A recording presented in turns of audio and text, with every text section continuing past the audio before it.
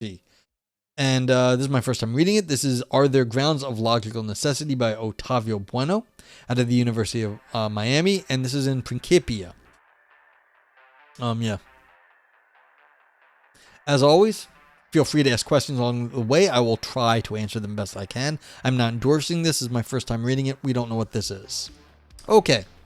Introduction. In Logical Aliens and The Ground of Logical Necessity, Barry Stroud examines critically the very idea of ground of logical necessity. He begins the article with response to an earlier paper by James Conant with a famous observation by Descartes to the effect that logical laws are contingently necessary. At issue is an explanation of the necessity of necessary truths, the basis or source, depending on which metaphor one prefers to employ, of their necessity. Yeah, so this is an old discussion, even in analytic philosophy, but as chat noted, this likely goes back to Kant. As it turns out, the very idea of something contingently necessary is, on Stroud's view, incoherent. It suggests that something, even if it is necessary, might not be or might not have been the case. Consider Descartes' account of the relationship between God and the logical truths God created. Since God could have equally well created these truths by taking their negations to be the case, it is not clear whether they are really necessary. We face thus a dilemma about the concept of contingently necessary. Either the contingently necessary is not really necessary because it could have not been the case, since its necessity holds only contingently, or it is not really contingent because it could not fail to be the case, since it is necessary after all. The contingency subverts the necessity, and the necessity undermines the contingency. In the end, something needs to go. Vakofal says, a pragmatist might argue that the experience is the ground of logic, at least in practice. A lot of what was bad philosophy or someone's logic has been disproved by science experience. Fair. I mean, you could pull a no true Scotsman on that. Then it's like, well, then they didn't really understand the logic. But the idea in this, and I think what you just said was correct, but if you limit this to only the concept of logical necessity, we're not talking about like logic in general. Like, well, there's lots of parts to logic, a lot of different, like, formulations, formalisms, different stuff, different systems. But if you just talk about like there has to be a necessity in logic, if there is no necessity whatsoever, then you're not doing logic. Like, it's going to be something else. And so if we're talking about something very narrow here, what are the grounds of logical necessity? That one thing that logic does. If P, then Q, P, therefore Q. That therefore in the modus ponens is a kind of necessity, that the Q follows from P. If P.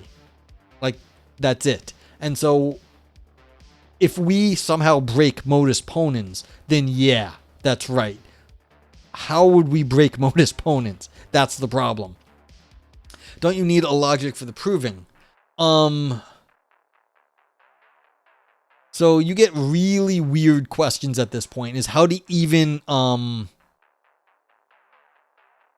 talk about proving and logic without, presupposing a lot of this stuff. You can't speak without a few of these things. This actually is called the adoption problem, and had its moment a few years ago, but then Saul died. It was from Kripke. It basically says you can't really talk without presupposing modus ponens and universal instantiation and maybe adjunction, just like being able to combine things together. So these things you would not even be able to like understand any language without being able to have unique instances, as in universal instantiation or modus ponens. Like, in every language that we understand to be like human has some sort of notion of implication and has some sort of notion of you have, an instance of something that falls under a general concept. Well, you misinterpreted the question more than any paper I've presented. This is logic stuff. Like, this is like a background on logic thing. So you have to kind of, unless you've got experience in this area, and I do, like I said, I have some experience in this area. So this is not like me going in blind on a topic. But like, yeah, you probably, like, people aren't going to guess this. Like, there's not something that, like, unless you have some background, you're just not going to guess what's going on here. I mean, I have some idea, but we'll find out. Yeah. Okay. But beyond the peculiarities of the Cartesian conception of the contingent necessary, and in light of this dilemma, it seems that what is necessary also holds necessarily. So what is necessary holds necessarily. The need then emerges to explain the source of the necessity of the necessary truths. Since necessary truths, such as logical truths on their usual understanding, cannot coherently be only contingently necessary, and if we assume for the sake of argument their overall necessity in virtue of what is it that such necessity obtains. Under consideration here are the grounds of logical necessity.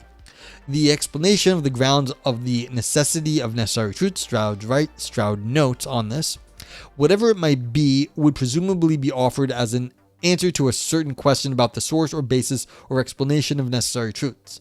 But is there such a question we can envisage having a satisfactory answer to? What would an illuminating explanation of the necessity of necessary truths look like, and how exactly would it explain the necessity? If we can make no sense of having such an explanation, can anything be intelligibly said about the source or ground of the necessity of the necessary truths we accept? Okay. So again, this is what I was saying about the stuff like modus ponens. How could you explain modus ponens without like some notion of like implication? Now, of course, you could have like, disjunctive syllogism. But I mean, basically that's the same shit, just in a different form. You need one of them. And if you don't have any of them, you can't do it. And so you can't you already need to presuppose one. And so it's the same thing. Like, this is just the generalized concept. You're not just talking implication here. We're talking some sort of necessity of logic in the abstract. Okay. The approach Stroud outlines in this passage, one that is typical of his work, is to question whether there is a way of even making sense of the required explanation. On Stroud's view, it is doubtful that one could conceptualize what an illuminating account of the necessity of necessary truths would be, in virtue of what would any such explanation account for the necessity at issue. It is unclear that raising this question in the full generality that philosophical questions demand may lead to a satisfactory answer. In the end, it is in doubt that we can give intelligibility to the ground or source of necessity of the necessary truths we accept. In what follows, I will consider these issues and examine whether and to what extent intelligibility can be given to them. What's up, Koss? How you doing? Logically necessary or what? Is it because of the implied implications? Yes. Fan. Yeah, also another streamer secret I figured out, have a fan blowing on your feet. So I have a very small fan, but it's under the desk, so it won't get caught on the mic, and it's blowing on my feet to cool me down. Because it gets hot. Computers in small rooms. Okay. Understanding knowledge and necessity in general. Philosophical questions typically concern the possibility of a certain phenomena, human knowledge, the basis of logical necessity, with a distinctive kind of generality. One cannot assume to have knowledge of the domain of inquiry involving the phenomena whose understanding one is searching for. After all, any knowledge that is simply assumed is not accounted for and fails to yield understanding of the relevant phenomena.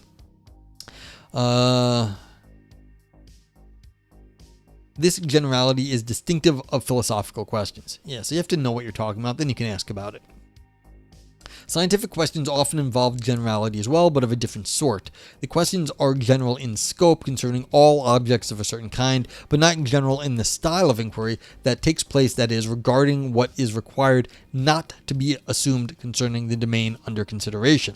The less is assumed about the domain, the more general the style of inquiry involved is. Lumen says, oh, that's a good idea. In the summer, I've always got the loud fan going. Yeah. Scientific questions may concern the characterization of the behavior of all quantum objects, or all structural proteins, or all economic systems of a certain kind under particular circumstances.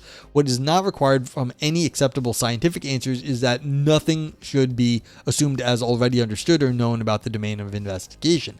Clearly, such assumption would prevent any scientific explanation of the relevant phenomena from being implemented, since such explanations rely on the conceptual resources that characterize the domain and the behavior of the objects in it. Okay, so what is going on here is this is trying to show the difference between philosophical research and like scientific research. It's a little bit weak, but it's a setup here. So what I think Bueno is doing is in saying, look, all the scientific research is in a scientific research program. Like, so you only ask certain questions because you can't question everything in science all at once. You have to assume your devices, your measuring devices are going to work to like do some science. Those are supposed to be like relatively unquestioned compared to whatever you're investigating. In philosophy, you're supposed to have a wider sense of domain. I don't completely agree with this sort of setup. Generally, we're still like, you can't ask all the questions all at once. You still have to assume something so that your question is intelligible. The question itself has to make sense, and to do that, you need to at least have some background stuff fixed, like how to ask a question. You have to be able to ask a question for people to understand it as a question. So, like, you just can't go away with everything. But the point is, it's relative from science to like philosophy, that the questions are, you're allowed to ask more stuff than in science. That is debatable, but like, he's trying to set something up here. Is the corresponding requirement of not presupposing any knowledge or understanding of the relevant domain in the case of philosophical questions reasonable at all? Yeah, see, he knew this was an issue. It's not reasonable at all. You always need to have some grounds. What'd I just do? Shit. That was bad. Sorry about that.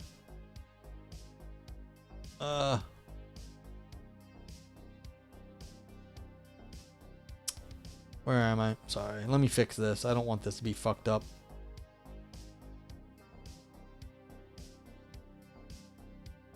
No, stop that.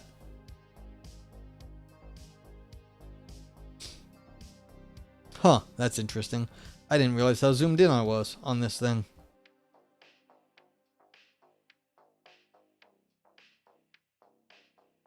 Okay, sorry. Yeah. Now where was I? Dogo says some things can be proved by first principles in science. For example, heavy objects fall faster than light objects fall apart when you glue the heavy object to the light object. Yeah. So that's a classic example going against that, like, you know, everything accelerates in gravity at the same rate, because otherwise you could, like, if heavy things fell faster, you could, you know, get like a really thin wire or like cord and like connect a feather to it, and then there'd be one object, but then shouldn't the, you know, heavy like weight and the feather then fall at the same thing because they're one object.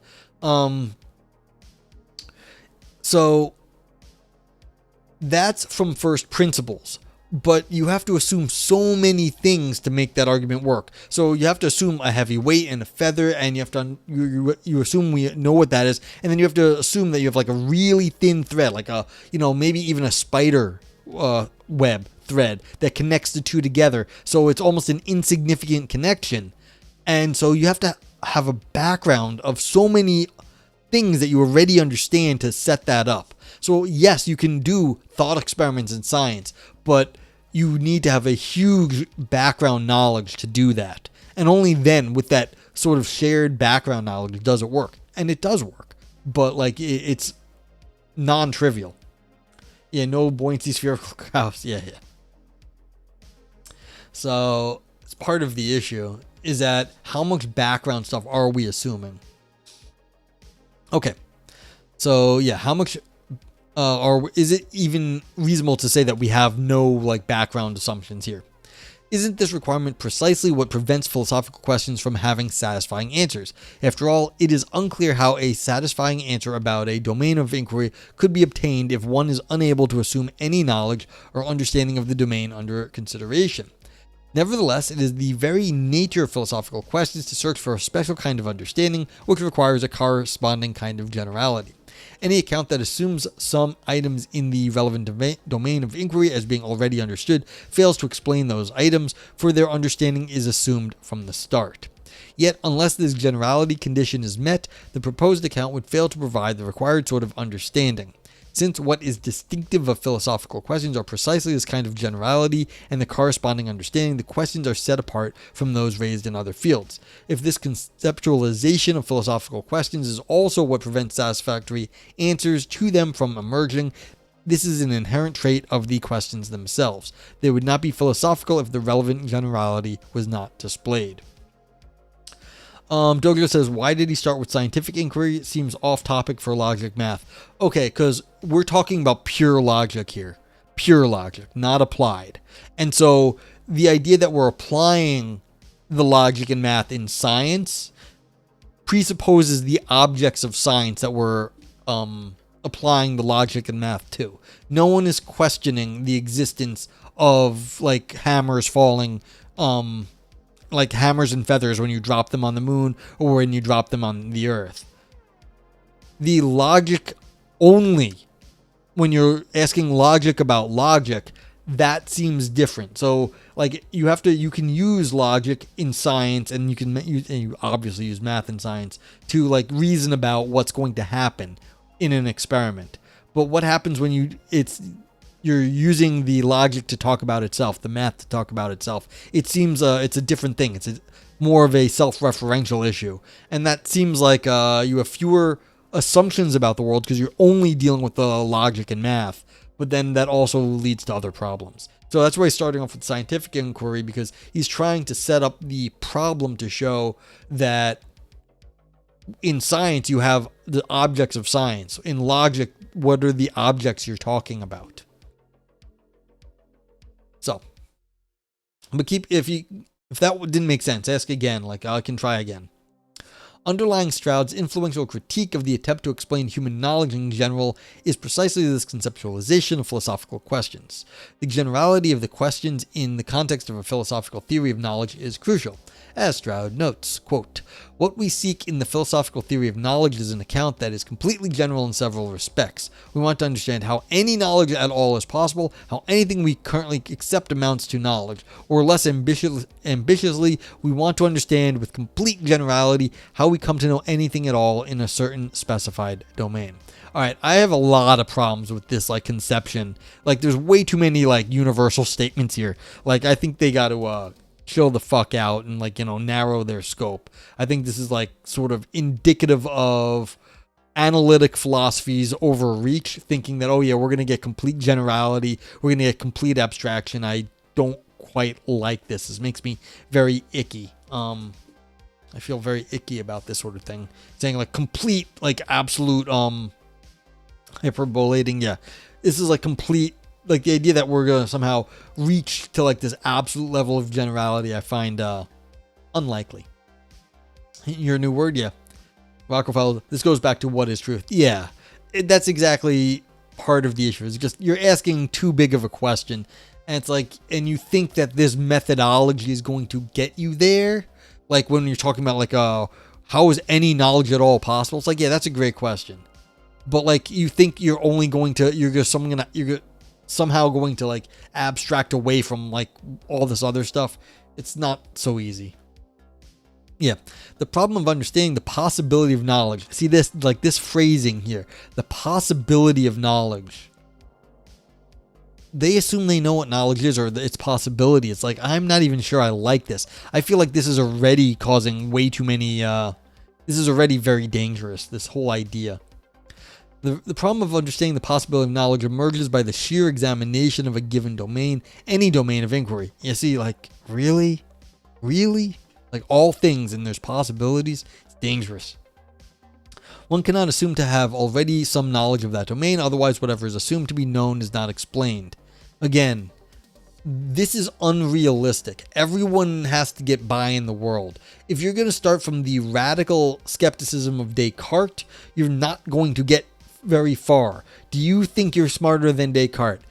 Let me break it to you real fast. None of us here are smarter than Descartes, all right? This is one of the all-time greats. We're not, if you go that level of radical, you're not going to get farther than him. You just can't. Like, you have to do something else. And so, like, the idea that, like, oh, we're going to get rid of everything and then we're going to go farther than Descartes, we are not that smart. Douglas says the fallacy, if we assume this, then we have to throw out everything that we thought we might possibly have known. Yeah, I don't know if that's a fallacy. I just think it's a terrible strategy. I think that's a misbegotten, misdirected idea of how the investigation ought to go. So, like, yeah, exactly. You could call it a fallacy if you want. I think this is just they're going in the wrong direction. It's like, what's the wrong-headed? There's some sort of criticism there. I'd have to think more of it. Anyway. Lumen says, am I suggesting that different fields of inquiry have different types of knowledge? Like knowledge as a term is misleading over generalization? That is actually a general position I hold. I wasn't exactly trying to say that here, but there is definitely, like, you know, biologists have specialized knowledge for like evolutionary biology as opposed to like physicists who are like, you know, doing like astrophysics. And so the standards are different, the way the methods are different. Like, you know, what an artist knows is going to be different from what a, you know, an engineer knows. Of course there's overlap, but, the idea that like we can just deal with all of these things as knowledge overarching, I think is unfair to all the different things humans do. Yeah, I'm actually a bit of a pluralist on stuff like this. My epistemology, I mean, I have a, you know, a published like position in epistemology, but like the stuff I call like two core, like just the hardcore knowledge is very limited, and then like we sort of branch out in a sort of a pluralist way. Lumens asks, does truth also mean something different in those contexts? Oh shit, I gotta read that. Well, I mean, this is my old what was it? You may have read it already. I think it's this one. That's my epistemology that was published a few years ago in the Southwest Philosophy Review. And I mean, my new one builds on that. That's the this is more, and that's this one here is my disagreement, which, you know, extends some of the ideas in that first paper. But yeah. And thankfully the Wittgenstein's Wager is a conference piece, so it's really fucking short. Doger says, you didn't spend enough time in Aaron Diaz's Octagon. We all are smarter than Descartes. Some of the worst philosophy of all time, according to that group. And it's pretty convincing. You can disagree with Descartes. Like, I disagree with Immanuel Kant. I disagree with Descartes on many things. But these were not stupid people. You can say that they were wrong. Like, I mean, I'm with contemporary, like, Heideggerians, like Luminants, that say Descartes was wrong in the way the mind-body problem is set up. I agree with that. We are not, like, but you don't understand. That has colored the last 500 years of philosophy. If you think that you are like going to color the next 500 years of philosophy, that you're going to coin terms like cogito ergo sum that are going to have like popular tie-in with like culture from 500 fucking years ago, you are wrong or you're delusional. It's like, we ain't like, it's possible, but you shouldn't even, like, even if you were right about that, you should know better than to claim it. Like, it's crazy. So it's like, yeah. I know you're not entirely serious about your comment, but I just want to be clear about what's going on here. Is it hard for you not to discount everything Descartes ever wrote? Yeah. So I'm saying that Beatles are important. They are important to music. They are very important. Like, you can't talk about the history of 20th century music without talking about Beatles. So yeah. Loom says, yeah, I think basically none of the canonical figures were stupid. They could be wrong, but that's not the same thing. Yeah, like I was saying earlier with Jean-Jacques Rousseau, I think he's wrong about basically everything, but his selection of questions and topics is brilliant. The only reason I disagree with him on so many things is because he's talking about everything I think is important. I just think he gets it wrong at every fucking turn. Okay. Where was I? If we start by, there's a quote from Stroud, if we start by considering a certain domain of facts or truth and ask how anyone could come to know anything at all in that domain, it would seem that any other knowledge that might be relevant could not be allowed to amount to already knowing something in the domain in question. Knowledge of anything at all in that domain is what we want to explain, and if we simply assume from the outset that the person has already got some of that knowledge, we will not be explaining all of it. Yeah, I'm sorry, like, I just fundamentally disagree with this approach. How do they know knowledge is even possible there without at least taking something as knowledge in that area? Maybe everyone has deluded themselves. And then there's arguing that, we're going to sort of ground the knowledge that we are not talking about in that area. But then couldn't they just be wrong? Couldn't they just be, making shit up at that point? It seems like a very weird thing to do, to say we're going to bracket all of our knowledge and then try to make a ground for it. But then if you're bracketing it, there is no knowledge that you're actually grounding. Like, what are you doing? Dogen says getting it wrong at every fucking turn is equivalent to frustratingly screwed up is very close to intellectual dishonesty. No. In this case, getting everything wrong but asking all the right questions. Again, maybe this is my I'm more on the side of I want my philosophy to be interesting than true, because I don't know what the truth is, first of all. And so I want to be asking interesting questions. Getting all the right questions is very important to me. And so it's not intellectual dishonesty, because it's like, okay, I'm asking all the right questions. I'm not telling you have to follow me, but like, this is what I think is important, and then this is my opinion. Well, if I tell you all the important shit that you should be thinking about, and you get to decide for yourself, that's good philosophy. Just like straight up it is. Now, like I said, I think Jean-Jacques Rousseau is wrong on all the counts, but it's good fucking philosophy because it's asking all the most important questions that he had like access to at the time. Unreal says, my mentor hated Rousseau. Well, I'm with your mentor. Mostly for his approach to education, so I'm in good company. Good. I'm happy then. Douglas says, I think Descartes was significantly intellectually dishonest. I wouldn't know. Like, it would be hard for me to go back and say that he was like being dishonest intellectually without doing a historical study. Don't we still use Cartesian grids? We do. Rocco Faust's excellent point. I like how you're discussing epistemology. I spend a lot of time on epistemology. Yeah, I mean, a lot of math had predecessors too. But yeah, I mean, yeah, for all I know, Descartes was a charlatan. My history's bad. Like, educate me if like that is the case. But it doesn't seem to be in at least contemporary analytic philosophy or contemporary philosophy in general. He is not treated as such, as far as I know. Yeah. The difficulty, however, continuing the paper, the difficulty, however, is that if some knowledge is granted to the person, an additional step is needed, a suitable inference from the relevant knowledge to the knowledge in the target domain. The need for such inference emerges from the generality of philosophical theorizing. If the knowledge the person is assumed to have is already knowledge of the domain in question, not everything in that domain will be explained. Thus Stroud emphasizes, quote, any knowledge we do grant to the person will be of use to him only if he can somehow get from that knowledge to some knowledge in the domain in question. Some inference or transition would therefore appear to be needed. For example, some way of going from what he is aware in perception to knowledge of the facts he claims to know. And this is fair. How do you know something? Well, you have some data that you're taking, that you're synthesizing, and then you say, this is what I have learned from that data, this is what I know. Okay, that's all right. Luhmann says, methodological doubt and cogito as foundational, for better or worse. I think entire history of philosophy would be radically different without Descartes. Yeah. And it's like, yeah, you could say, well, he was full of shit, but like, it's been radically important. And to, in some sense, maybe we're all assholes. But it's been, everyone has taken Descartes, at least seriously, not to say that he was right, but at least someone like to be reckoned with, to disagree with.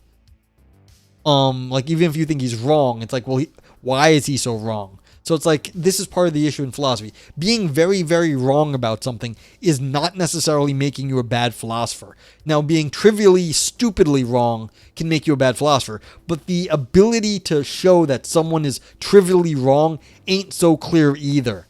I've been accused of being trivial, and I was right in the end. When like someone was accusing me of wasting time and being trivial, and it came around like a half hour later that like I showed out that like the question I was asking actually was important. They just didn't understand what I was asking at the time. So it's like, don't be claiming.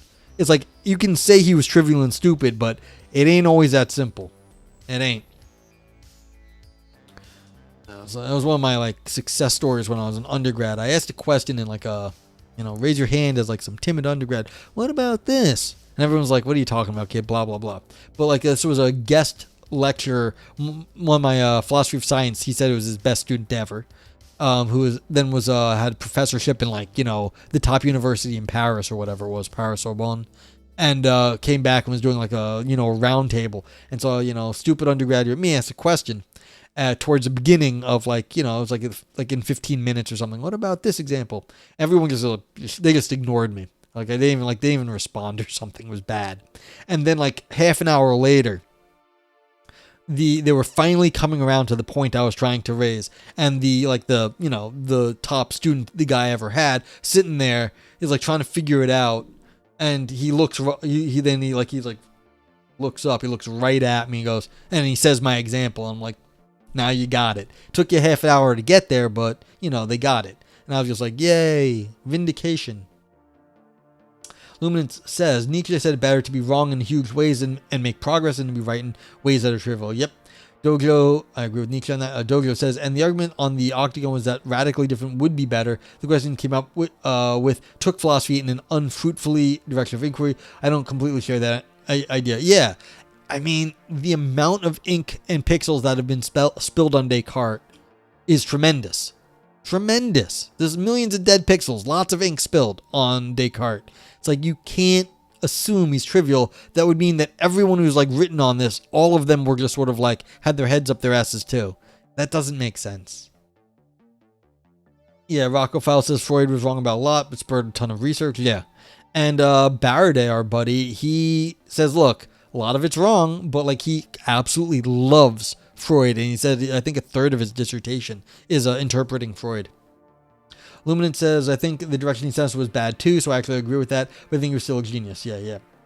Yep. Okay. So, gonna take me a while to get through this paper. Anyway, the setup here, I don't like what they were saying earlier, but the setup here at least makes some sense. If you're saying, all right, look, we have knowledge in a domain. How did we get to that knowledge? We had to reason in some way to talk about it. And it's that does make some sense because you don't need to make the global claim. You can do a much more narrow one. It's okay, we know something of physics. How do we know something of physics? Well, we did this experiment with these observations. And from these observations in our experiment, we reasoned to this knowledge about the universe. That makes sense.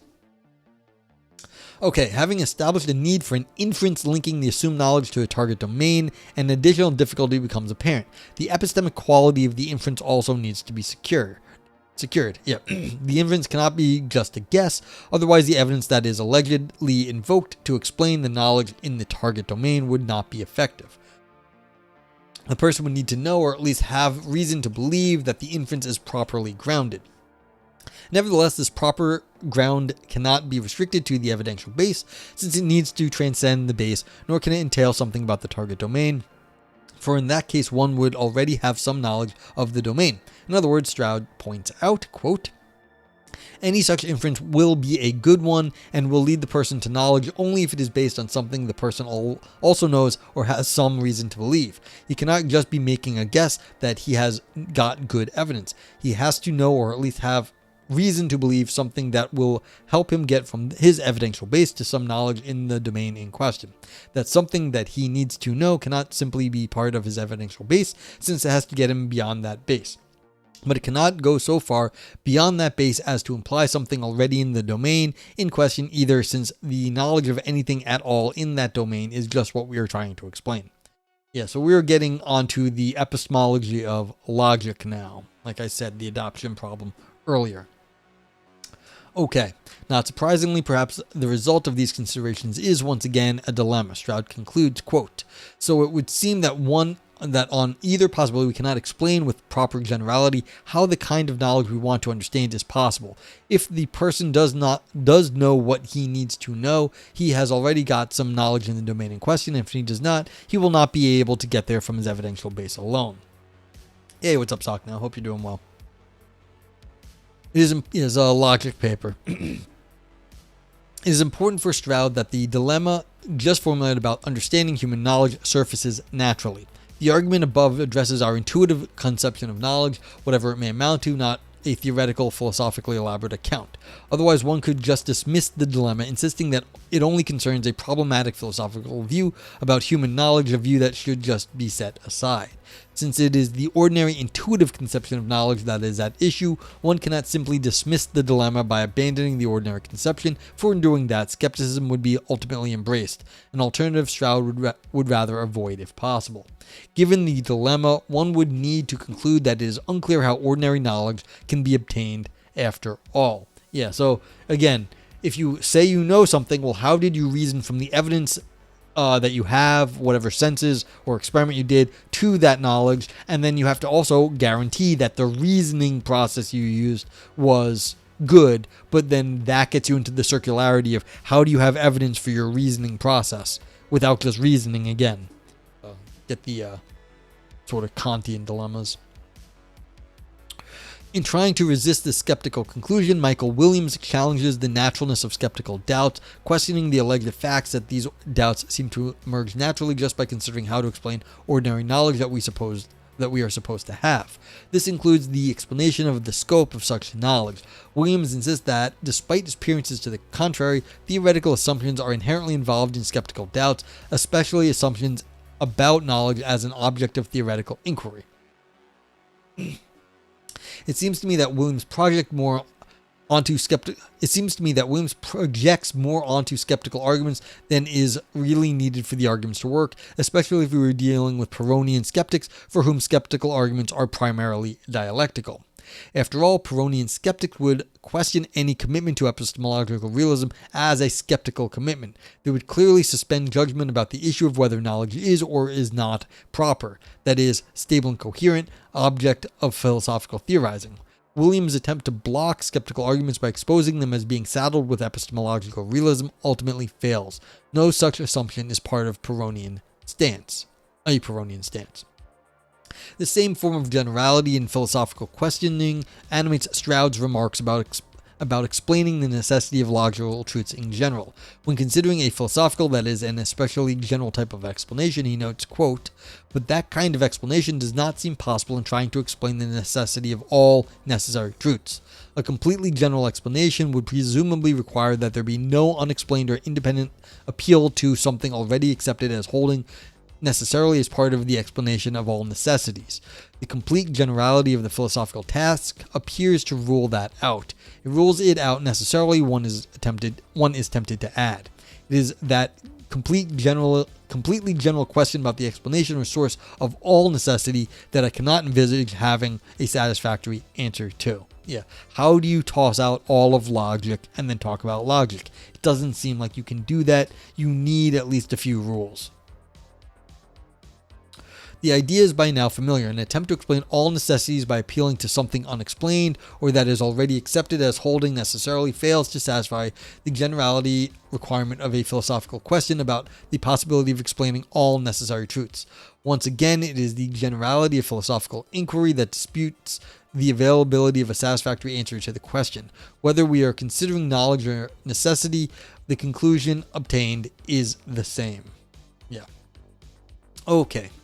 So there's some theories I've seen lately where they say, okay, maybe if you have a lot of experience and you don't use certain logical reasoning patterns, you could learn them and then apply them if you were sufficiently independent of each other. I wonder if this paper is going to go in that direction. I am a little bit skeptical of that strategy. I don't know if that's going to work. Yeah, we'll see.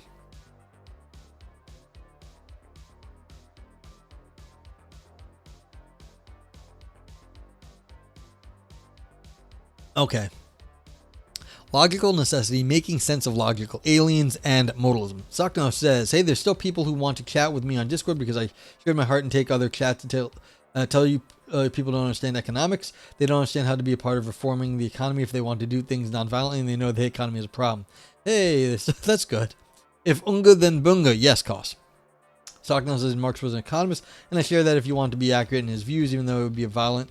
If you want to be nonviolent, he would just support Bernstein, which wanted market socialism, and you get that in today's China with Deng Xiaoping. Okay.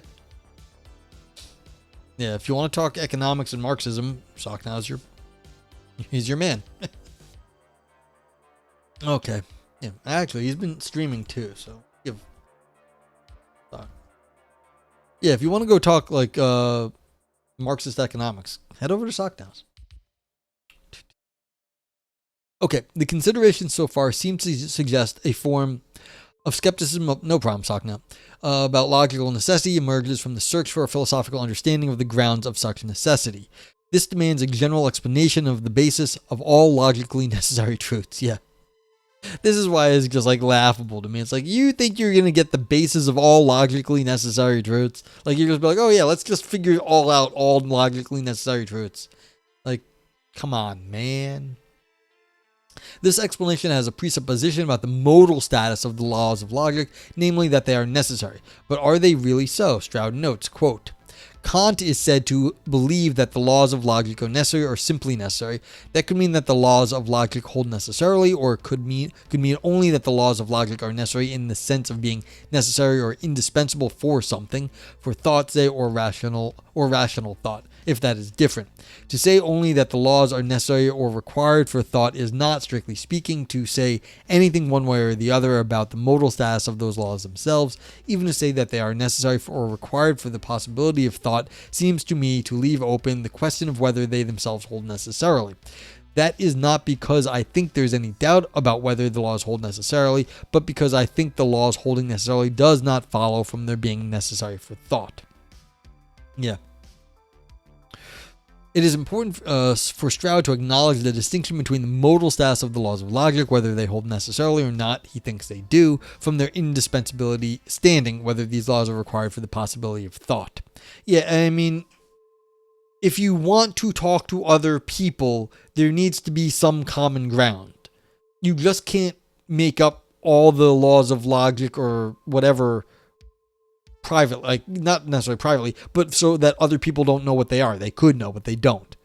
But like, that'd be like using a foreign language that they don't understand. So it's like, there has to be something public about this. This has to be. Otherwise you can't even talk about it.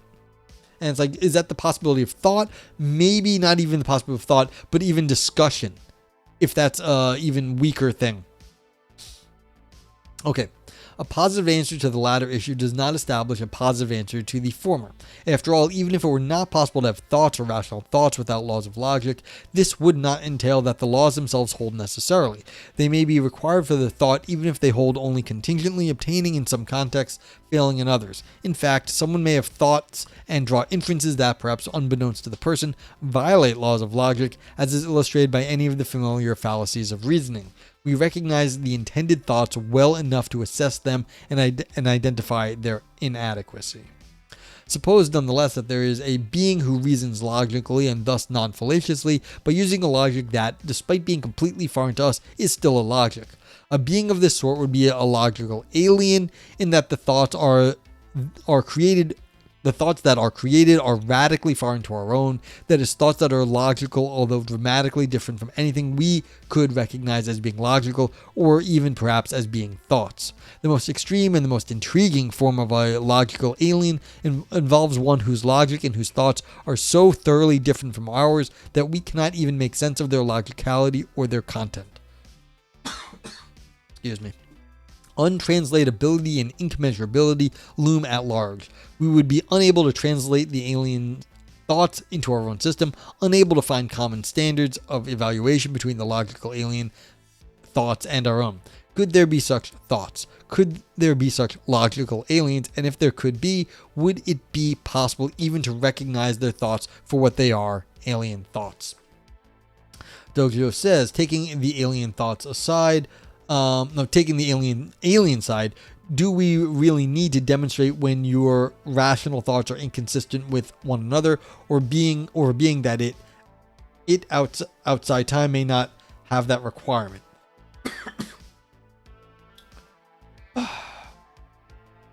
Do we really need to demonstrate when your rational thoughts are inconsistent with one another?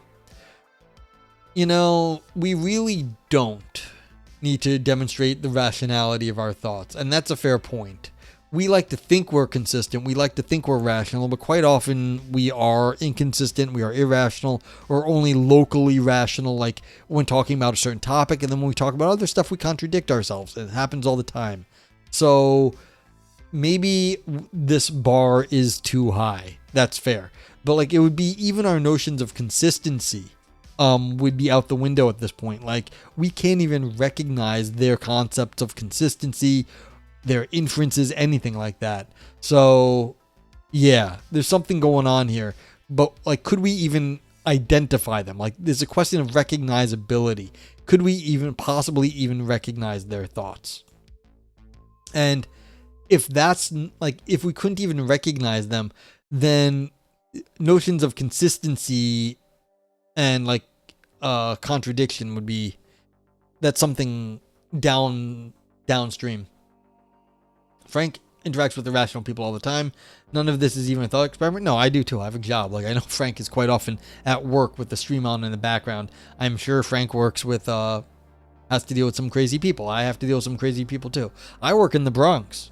There are many crazy people in the Bronx. I mean, it's just New York City in general. Lumen says all of us are irrational people at least some of the time. Yeah. So go drink a beer. You can act stupid. It's not even that hard. You can just do a chemically enhanced irrationality. Go get drunk. Go get high. Whatever.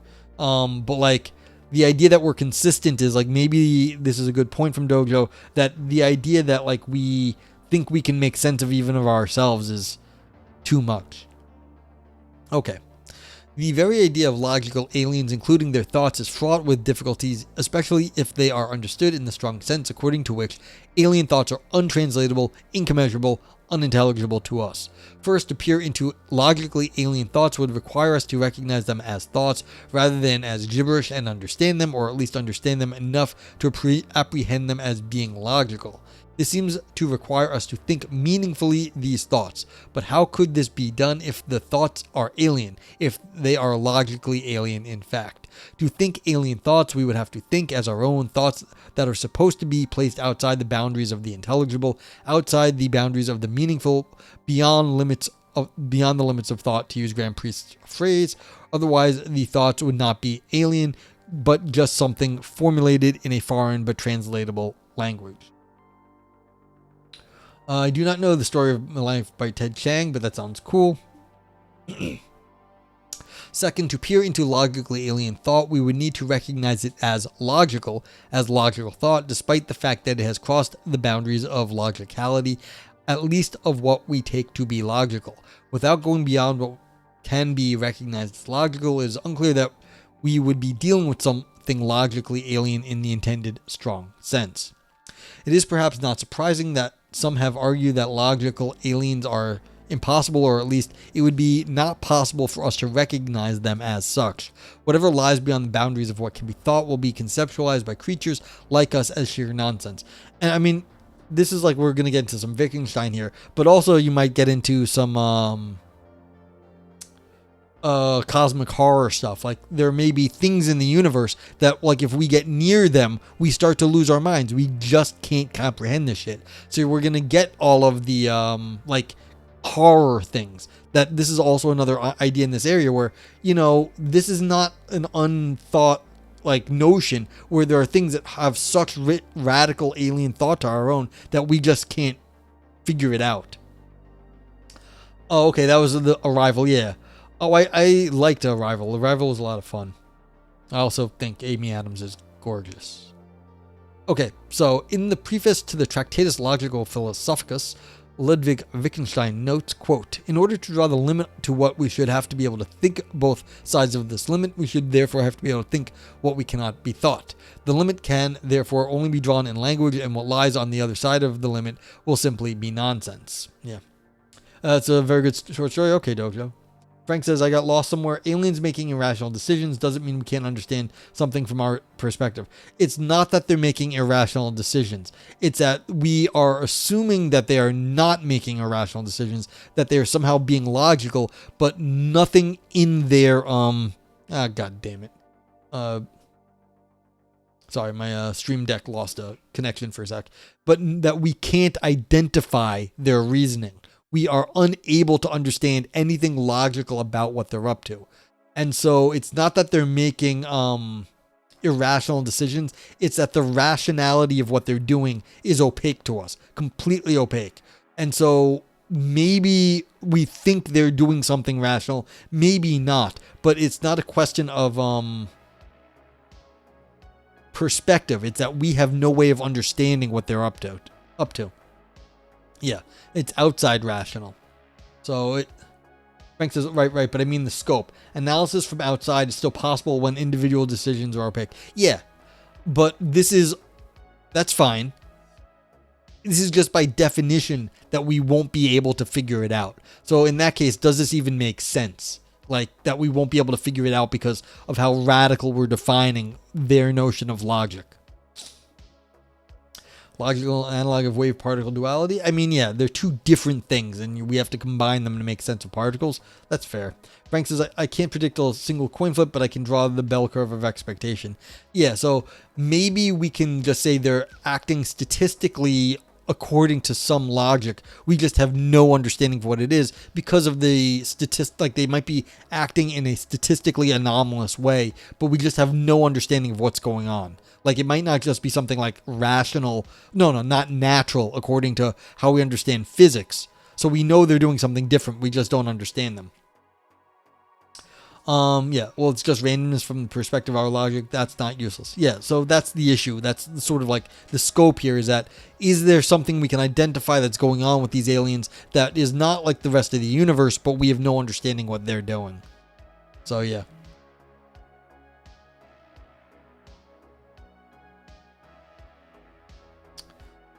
Have we solved philosophy? Yes, Globus, we have.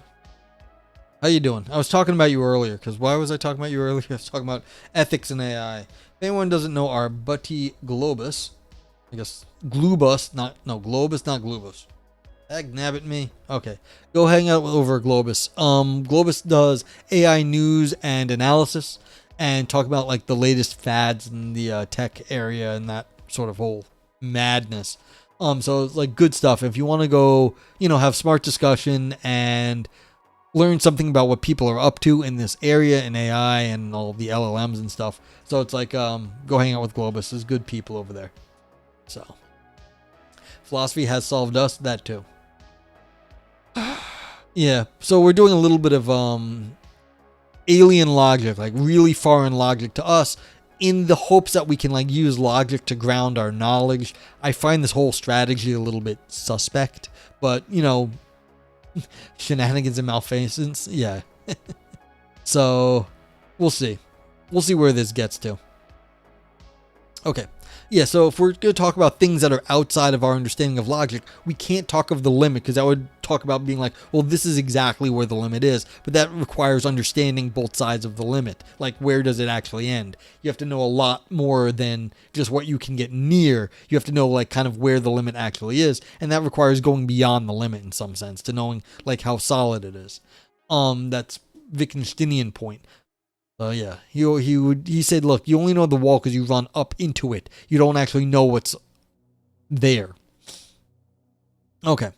Implicit in this passage are two different approaches to the idea of a logical alien, which is expressed in this context as that which goes beyond the limits of thought.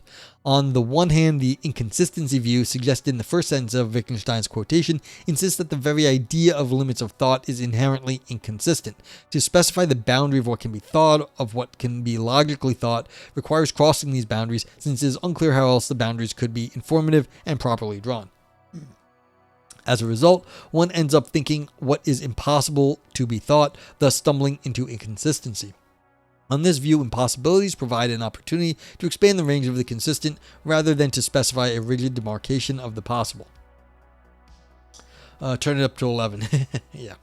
Of course, the underlying logic for any such inquiry needs to be paraconsistent so that the resulting inconsistencies can be accommodated without triviality. See, yeah, you can figure out how to do that yourself with all these things.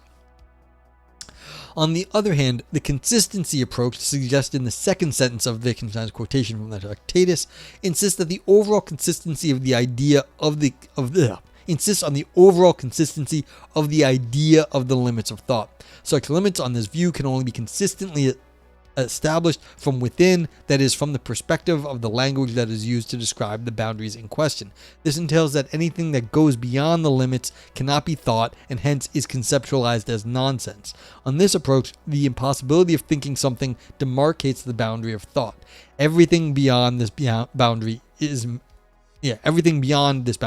meaningless, even though it says as here. Okay.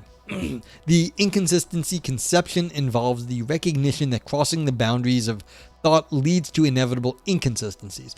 Embracing these inconsistencies is acknowledged as a condition for thinking what is not possible to think.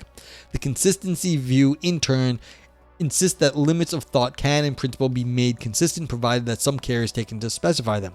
To avoid the incongruity of having to think what cannot be thought, the items that lie outside the limits of the items that lie out a lot of words. The items that lie outside the limits are characterized as being genuinely beyond the limits. They are nonsense. Founded the contrast between these two views is the familiar tension between the richer expressive resources allowed for by an inconsistent view and the expressive restrictions that are often involved in preserving consistency. Graham Priest, in his investigation of the limits of thought, clearly sides with the inconsistent conception. In fact, he identifies a general pattern in the phenomena and argues that various kinds of limits of thought, limits of expression, iteration, cognition, and conception, among others, are inherently inconsistent. Thoughts concerning the limits of what can be thought are trapped, on the one hand, within the enclosure condition, which ensures that whatever is thought lies within the boundary of what is possible to think, yet such thoughts regarding the limits also spill over the alleged boundary in light of the transcendence condition, which entails that one can always think of what goes beyond the limits of thought. What outstrips such limits is not nonsense, it is just inconsistent.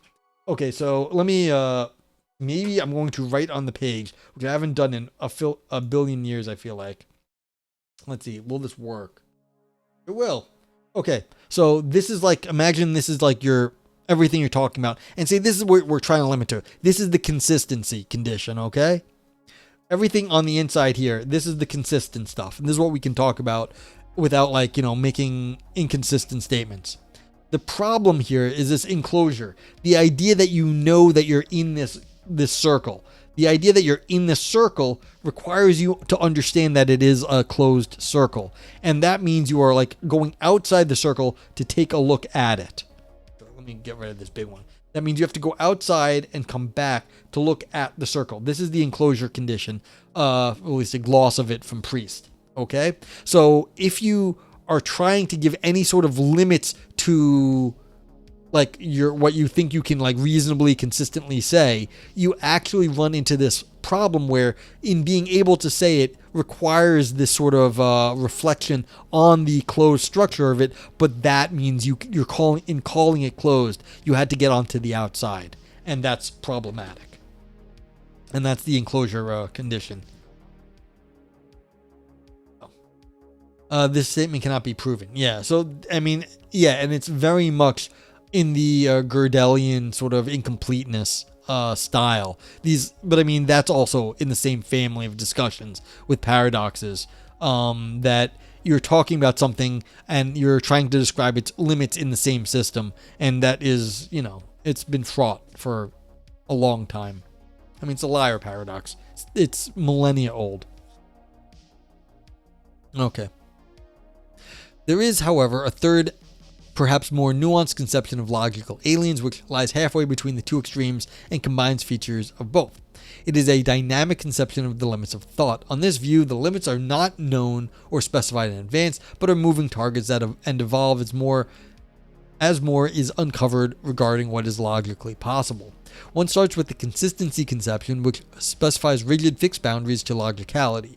Typically, these are taken to be set by classical logic, but as one realizes the possibilities that were foreclosed by certain principles of classical logic can be entertained, once these principles are questioned, the range of possible is increased. The limits of thought were not where one thought they were, but a bit further away. Yeah, so you understand logic one way, then you realize you can do more logic. That's what happens. One may initially consider that objects cannot be incomplete in the sense that either they have some property P or they do not. The principle of excluded middle requires this to be the case. Once one considers fictional objects nevertheless, and properties that have not been specified in the relevant fiction or which do not follow from what has been so specified, it becomes clear that there is no fact of the matter as to whether a given fictional object has a given property or not. What had been foreclosed as an impossibility given exclude middle incomplete objects now becomes an open possibility. The limits of thought have just been extended. Yeah, so now we're moving the logic into the logic of properties and the objects. So we can keep getting farther and farther away from classical logic given certain counterexamples. Like, you can talk about this stuff and it's not crazy. Similar considerations can be made about failures of other principles from classical logic, such as the violation of the principle of explosion and the corresponding possibility of studying inconsistent objects that is allowed by power-consistent logics, or the violation of the principle of identity and corresponding possibility of investigating quantum systems involving objects to which identity does not apply, as allowed by non-reflexive logic, to mention just a couple of examples. Dogger says, I'm trying to watch the stream and trying to grill burgers. I'm calling them Heisenbergers. But, clearly, I hope your burgers are tasty. I mean, is the cow both dead and not dead? Don't answer that. Clearly, the resulting picture requires logical pluralism. In each case of failure of a classical principle that precluded the possibility of investigating a certain domain, new possibilities emerge once it is realized that the logical space allows for the possibilities that were ruled out by logical fiat. What was thought to be a limit to thought, the coherent investigation of inconsistent or incomplete domains or domains involving objects to which identity does not apply, becomes a possibility in light of suitable non-classical logics, respectively power-consistent, constructive, or non-reflexive logics. The limits of thought are rigid but evolving.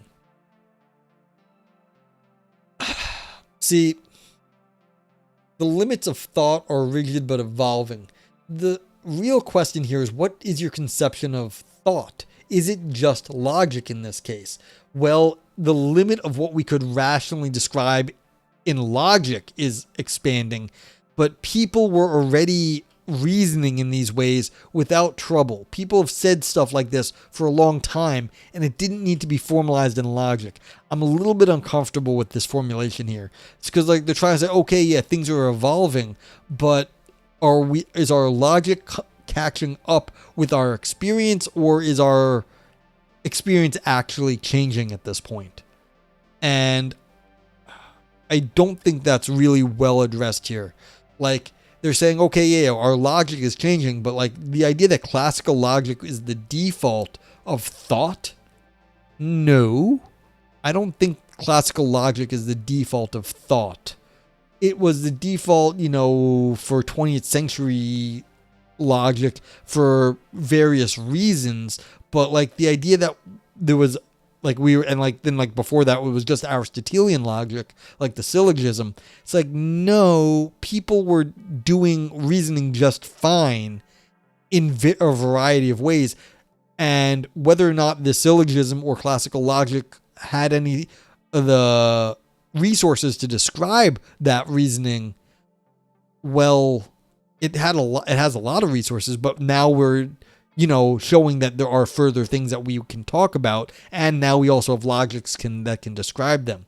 So I'm not so sure that the limits of thought are rigid but evolving has anything to do with our ability to formalize it. Is actually our ability to think governed by our logical capabilities? And I don't think that's it's a very clear yes or no. Yeah, I'm sure it's Thank you for the stream, Noah. Need to run for now, though. Cheer 100. Thank you for the bits, and have a great rest of your day, evening, or night, whatever it might be.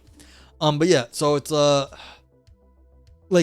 our logic will affect our thinking, just we were talking about Arrival, the Sapir Whorf. Does your language allow you to think of different things? Well, it was the same thing for the logic, or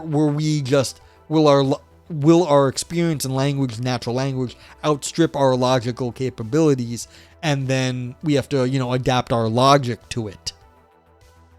Not so clear. It might be one way or the other. But I don't think this is obvious. Okay.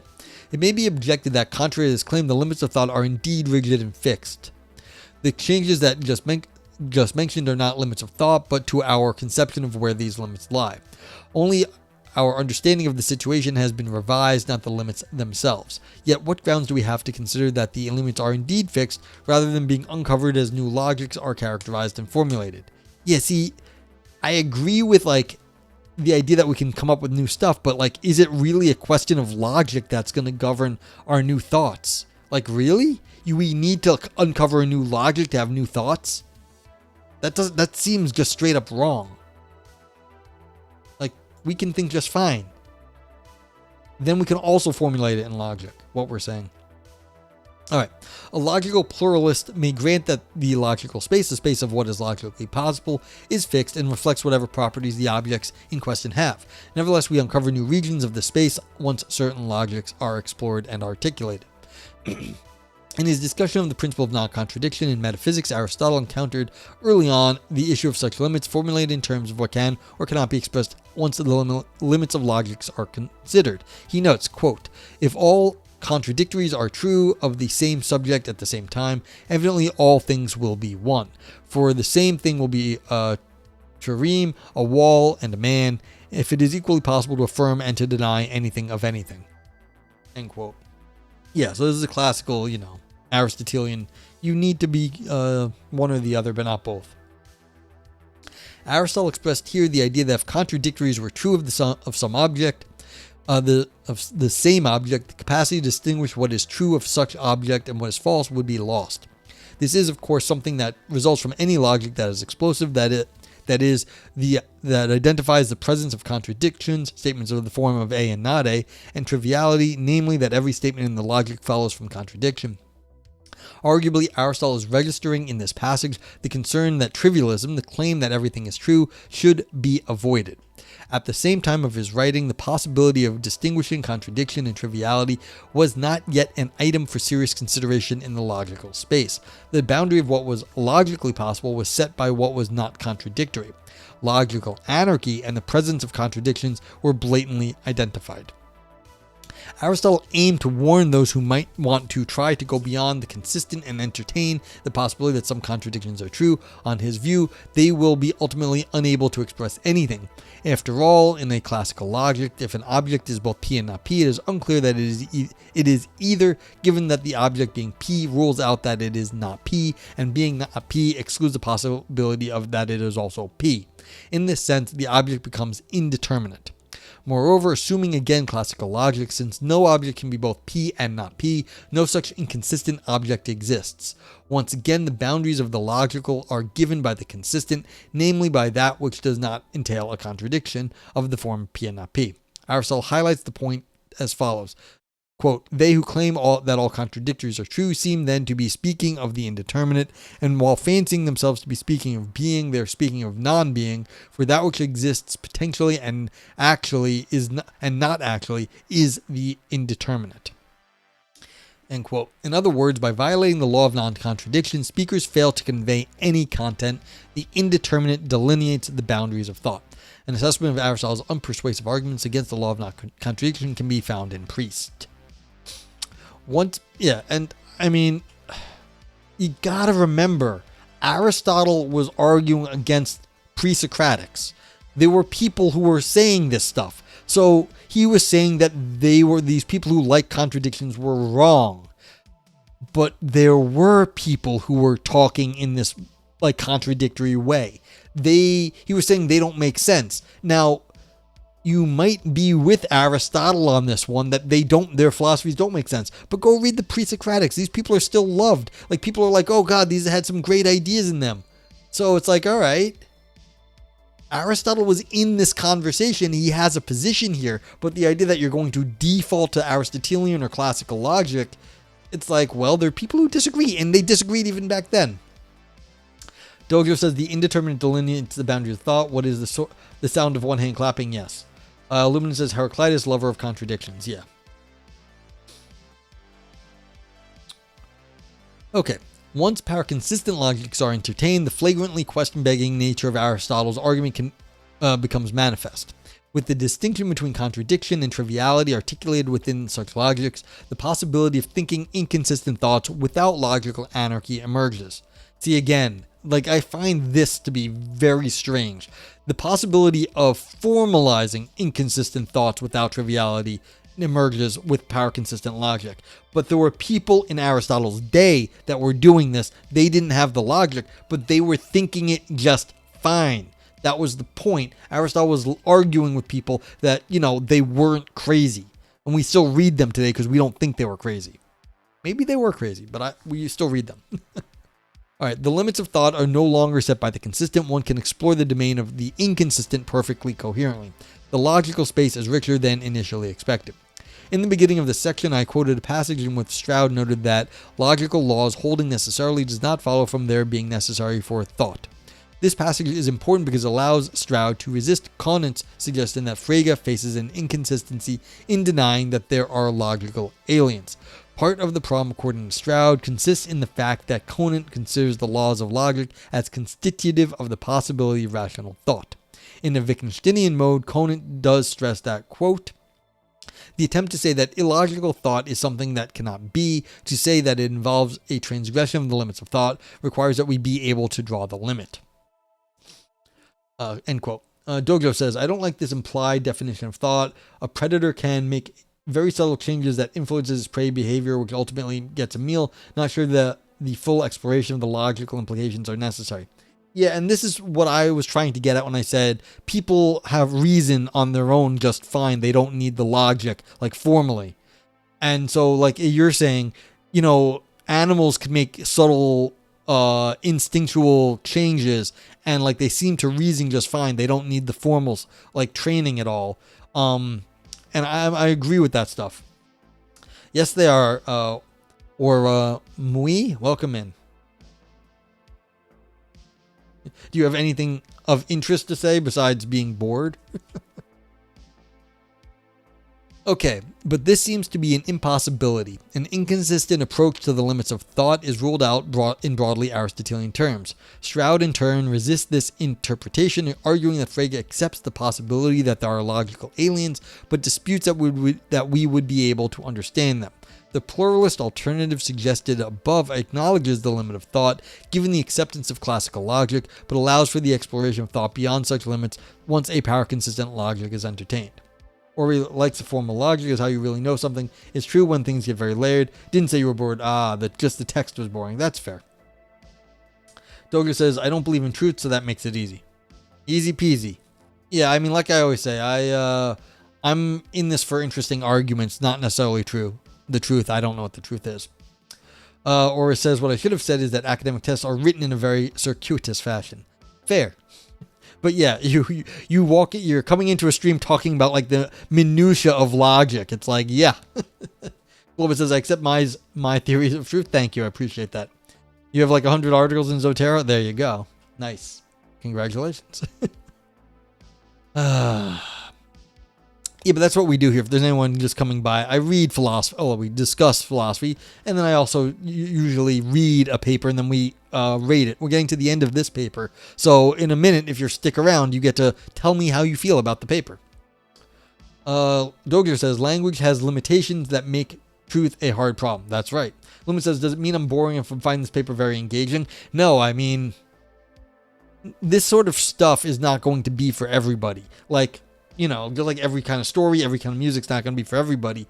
Like this, if you are interested in this sort of like logical sort of analysis of logic and how it relates to thought, then it is an interesting paper. Okay, but we're almost done. Let's see, how much farther do we got to go? Yeah, so there's the conclusion at the bottom of the next page. Reflecting on the interplay between logic and possibility, each logic expresses new possibilities in the logical space. See, I'm actually thinking about writing something on this right in November when I have some time. Each logic expresses new possibilities in the logical space is an aspect of logic that a modalist would stress. For the modalist, what is possible or necessary cannot be characterized in non-modal terms, but ultimately needs to be taken as primitive. Interestingly, in the end, Stroud seems to adopt a form of modalism, embracing modality as not being reducible to the non-modal. He notes, quote, I think we have to grant that some truths are necessary in the sense, namely that they hold necessarily with no possibility of having been false. But that idea of necessity for those who accept it does not seem to me to offer much promise of a satisfactory explanation of that distinctive modal status. Yeah, I mean, this is the problem with logic. You have to take some of it just at ground level. Pop says not all academic texts are boring. You try. Yeah, well, we try. We try to write non-shitty stuff. We mostly fail. But yes, I appreciate not all of them. Welcome in, Pops. Dogan says, if you don't mind, what is a modalist? So this is going to be someone who takes modal concepts like necessity as fundamental. So like possibility is fundamental because that's generally how metaphysical modality is understood as things are necessary and things may be possible but not necessary. So like, it's possible I raise my hand up, but I didn't need to raise my hand up. But it's like a necessity that, 1 + 1 = 2 or something. So is modality the same one used in linguistics? I don't know what exactly modality is in linguistics. I'm a philosopher. Generally, like I said, we're talking about necessities. And we're talking about necessity, the idea of necessity and possibility as being fundamental things in our universe. Just full stop, to core. Like, there is nothing else you can do to explain necessity and possibility. You just have to understand it. So Pops Googled it. Yeah, so so that's the theological one I think Pops got. So you've got the Father, the Son, the Holy Spirit in different modalities of God. But like in metaphysics, it's necessary and possible. So yeah. Prof, what's up? So there's only 2 boring academic texts and we're all like referencing them. Yeah, it's like the true and the false. And every other one is just referencing it. How you doing, Prof? Boring and academia don't go together for you? Oh, that's good to hear. We've got some academics. Prof is passed his dissertation committee. Congratulations. Pop says, but I'm not a very learned person. I'm only degree level educated. Don't worry, I only have a degree too. Modality in linguistics is possibleness too? Good. Okay, so similar stuff. Footnotes to Aristotle, as Lumen says, yeah. Wait, don't listen to him? Okay, we don't do it. Oh, yeah. Well, you posted in your fucking Discord. It's not like it was secret information. So it's like, it was under your announcements channel, dude. Like, congratulations, but yes.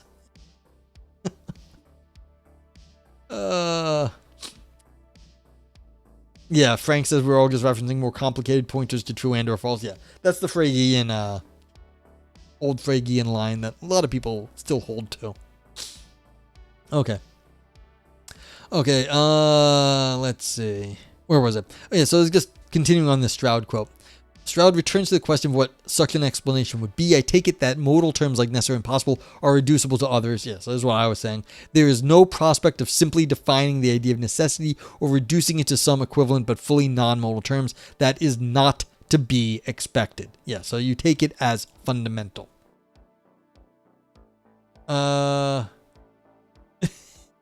You can never say something that was said.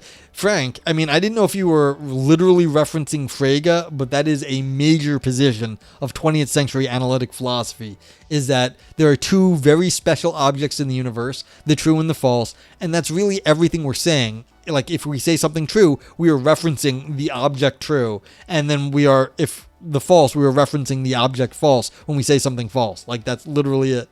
But if you came up with that yourself, more power to you.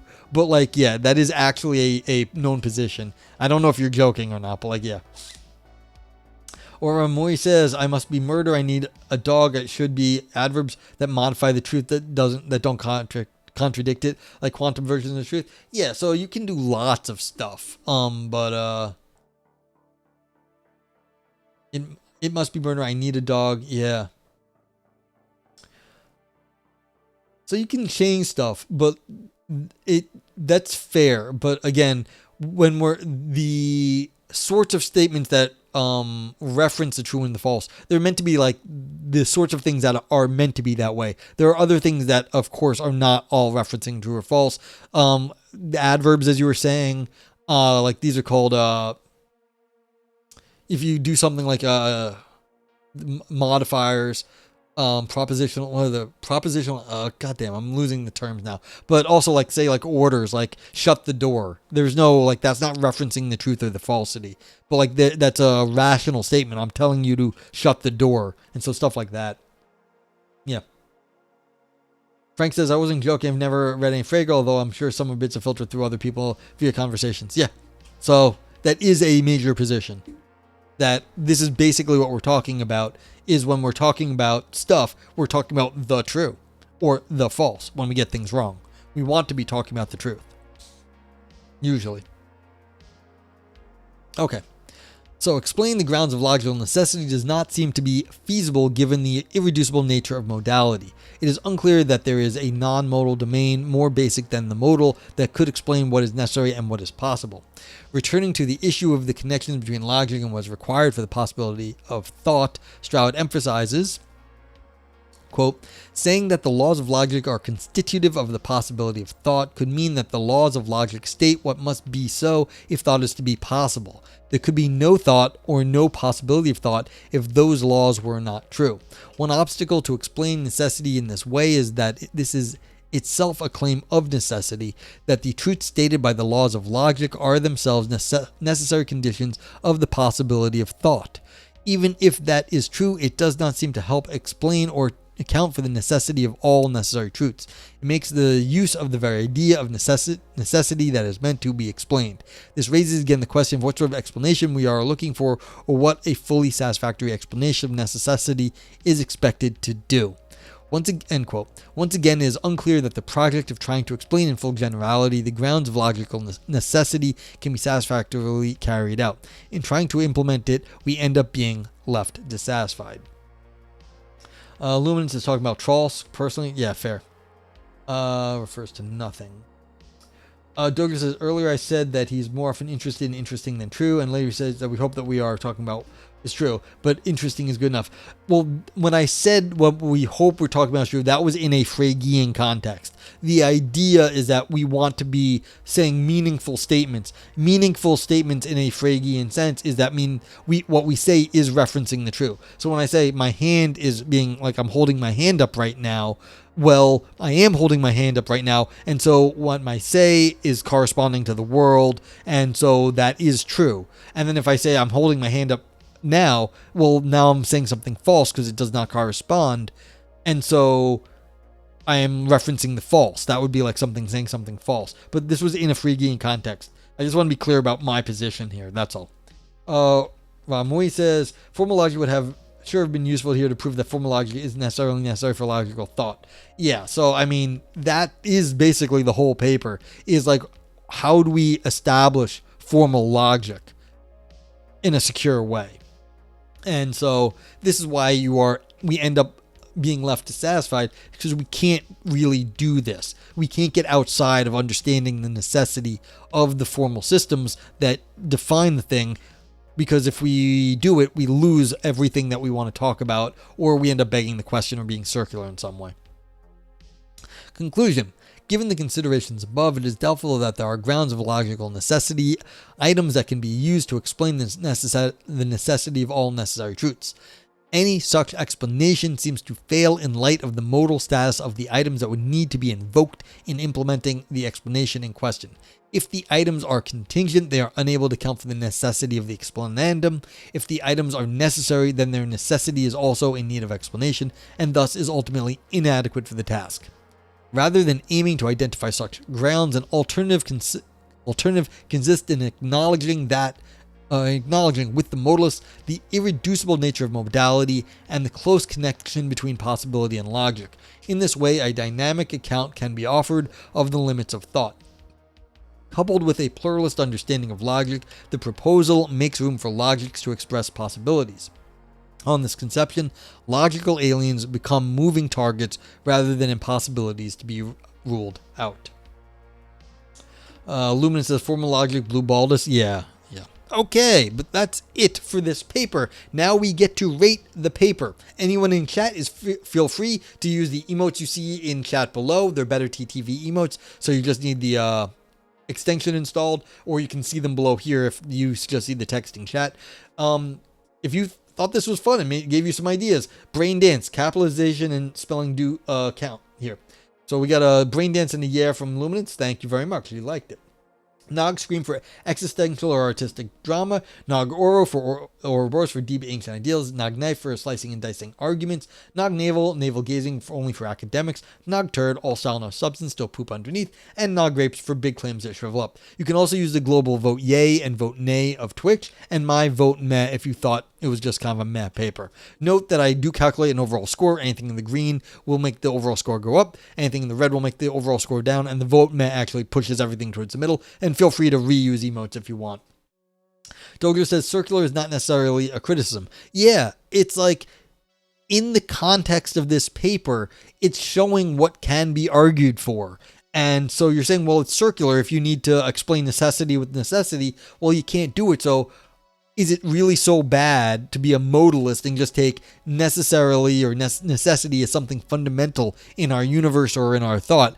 Maybe that's the position we need to take. And then once we understand that, then we can like start to, move away, like do other things. Globus gave a brain dance. Thank you. Dojo gave a brain dance. Lumens also gave it an Ouroboros. Yeah.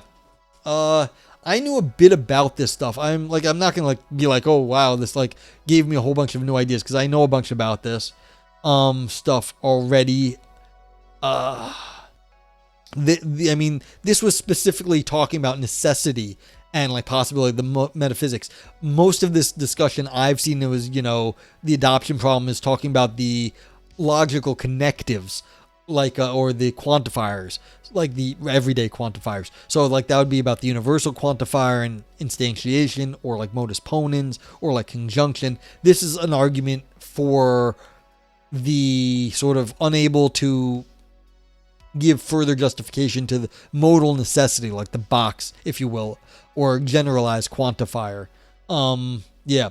That said, I had some problems with the paper too. I think I expressed them. I said, look, this fails to distinguish between reasoning that people do in everyday life and logic. Logic does not govern our thought. Logic, like we can think just fine without knowing the rules of logic. The idea that like we are somehow limited to like the logics we know or understand is wrong. People will reason however they do, and just because we don't have a good logic to explain what they're up to doesn't mean they reasoned poorly. It just means our logics are not up to it. So for like a canonical example was that people understood that Aristotelian logic could not explain certain things that should logically follow. There's I think it's from De Morgan, maybe it was Boole, I always get this wrong, but the idea that like heads of horses are heads of animals, you should be able to reason that if it's a head of a horse, it's a head of an animal. You could not do this in Aristotelian syllogism. You just can't, because you can't talk about particulars in the right way. Does that mean that that logician who came up with that, I believe it was De Morgan, yeah, probably De Morgan, was reasoning irrationally because they didn't have the logic to explain it? Obviously not. Then Frege came along, plagiarizing the Stoics, and made a logic that made sense of it. But the criticism of the old logic came first. And De Morgan wasn't irrational in saying that it does follow that heads of horses are heads of animals. So this feels like something fundamental is wrong about the direction of this paper. So something's wrong with that. Dojo says, there's been a bunch of recent things I've been reading about the importance of circular reasoning, and it solidifies our understanding of how things fit together, gives depth. Yeah, so just because something's circular does not make it bad. Absolutely not. The question is it viciously circular? Is there a problem with the circularity? And that's a much more difficult question. What am I going to give this? I mean, this is like, it was well done. I don't want to be like too angry with it. I have like specific, because I know I have more background in this area. I feel like giving like I might be sound like I'm down on the paper. I'm not down on the paper. It's because I have a philosophical problems with this one, because I know something about this. But let me think. What should I say? Let's give this some knives. Really, very technical stuff. It wasn't really existential, deep ancient ideas. Are we talking about anything deep? I mean, circularity is kind of deep. I mean, you could make an argument that this is talking about necessity, and we could do a Nagoro. A Nagoro for like some that. But like, yeah, maybe that'll be it for me. I think that's good. Yeah. Douglas says, I think there was a bit of hyperbole that was off-putting, but it was still thought-provoking. Yeah, I mean, I don't think Bueno went over the top. I don't agree with like some of like the positions and like the statements, and I think maybe that's what you're getting at, is the way he phrased certain things I disagreed with, and maybe you thought that was a little bit of over the top. It wasn't bad. Like, it wasn't, I don't think it was, it really pulled the paper down by too much. But like, yeah, I see what you're saying. It's like some of it just seems I don't like the phrasing.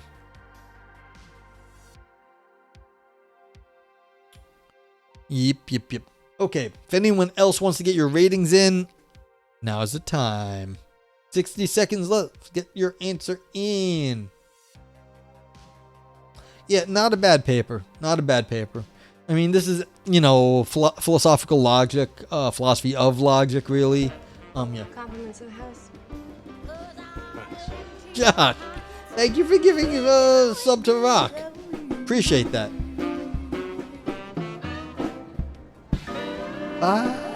Thank you, Josh. When you get into bed, Josh? Lumen says, it's something weird for a long time in philosophy history. People would use logic and thought interchangeably, which is definitely a weird thing, especially today. Yeah.